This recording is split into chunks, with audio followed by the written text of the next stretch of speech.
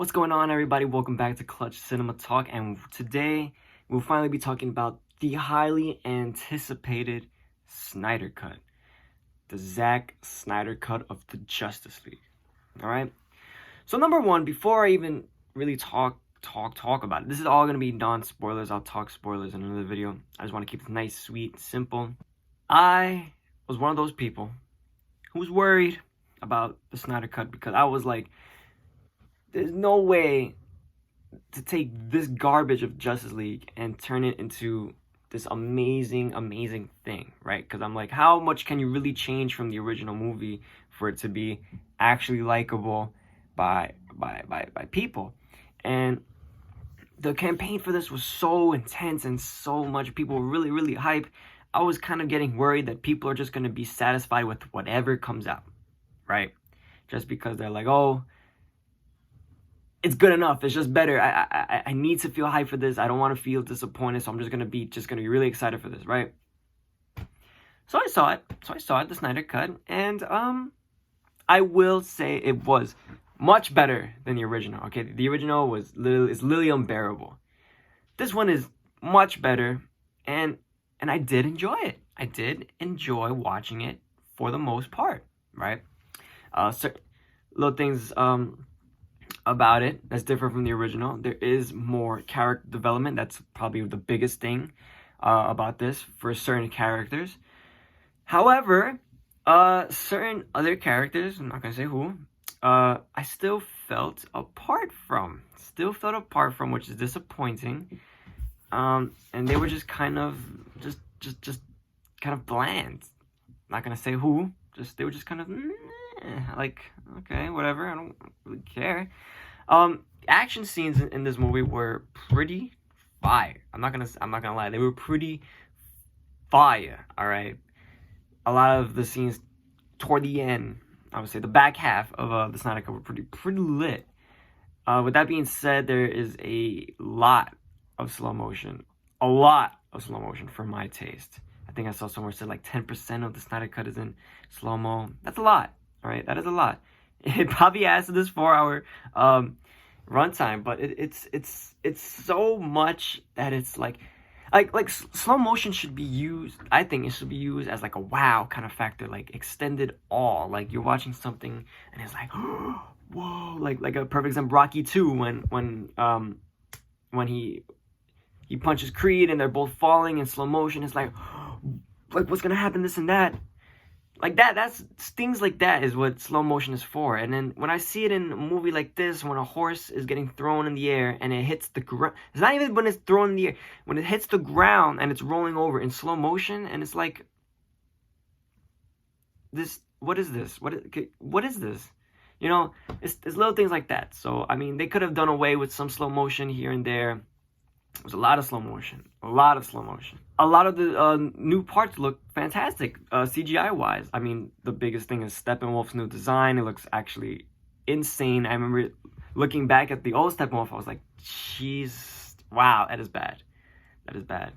A lot of the action sequences, like I said before, a certain flash sequences, Chef's Kiss. I'll talk about that in another video. But so now, all that being said, right, I did say I enjoy the movie, but I think the main problem I have with the Snyder Cut is the length. And now, not that it's 4 hours long, because to me that doesn't really matter. I mean, Endgame and got stuff like Lord of the Rings. There's long movies, okay? You need things to be a little bit longer to be able to tell what you need to tell. But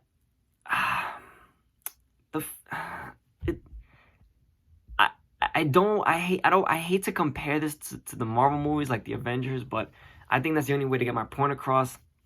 With the Avengers, in a team, I'll say like the first movie, in a team build up a movie, each of the characters for the most part had other movies and were built up in other movies over a little bit of an extended period of time. Leading up to each of the Avenger movies, even Age of Ultron, Infinity War, Endgame, each of the characters had some development, and they didn't feel too rushed, with the exception of some characters. But in the Justice League, it still felt a little bit rushed. It still felt a little bit cramped. And I think that just has. I think it's just because a lot of these characters just don't feel developed, and you don't feel as like attached to them just yet. Now, that's not saying everybody, but there are some characters you do feel like you're going along with them, but it just felt a little too still pushed together. And even with the the reshoots and the additional scenes and everything, it felt like kind of like this Frankenstein kind of creation of a lot of things that they just pushed right into this 4-hour thing, and they're like, this is great. This is everything that everybody wants. We got everything checked out. Boom, boom, boom, and here you guys go. That's everything you wanted, right? An example of that is the nightmare sequence in this movie. I totally felt it didn't even belong in this movie. It totally felt just added on. And that goes for the whole epilogue of this movie. I felt like the epilogue they could have done without, but I'll talk about that later.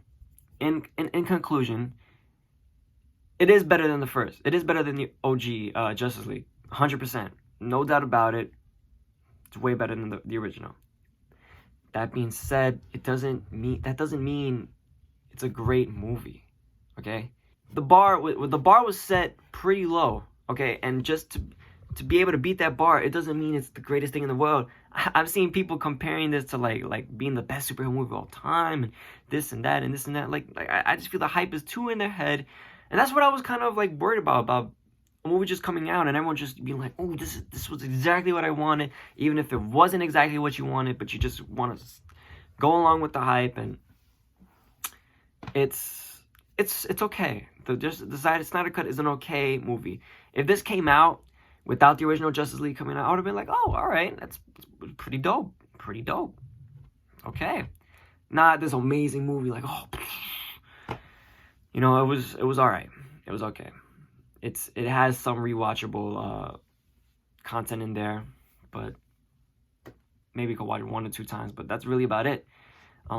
This is a big moment, I guess I want to say, in film history, showing us that if a production company is bullied enough, that they will give what the fans demand. I mean, because now people are really pushing for them to, restore the Snyderverse and this and that, and I think it was just the Snyder Cut, and that's it. I mean, people are really, especially with fandoms like DC and Marvel and this and that, they're really crazy. But it was all right. It was okay. And if DC took their time and laid out their story and laid out their characters in a satisfying way, I feel like they could have made a great cinematic universe, maybe even better than Marvel. Who's to say? We'll never know until they actually, restart everything. But yeah, let me know what you guys think about the Snyder Cut. Do you think they should restore the Snyderverse? Huh? Also, let me know who your favorite character in the movie was. All right? Cool. So I will see you in the next video. All right? All right. Deuces. Yerp.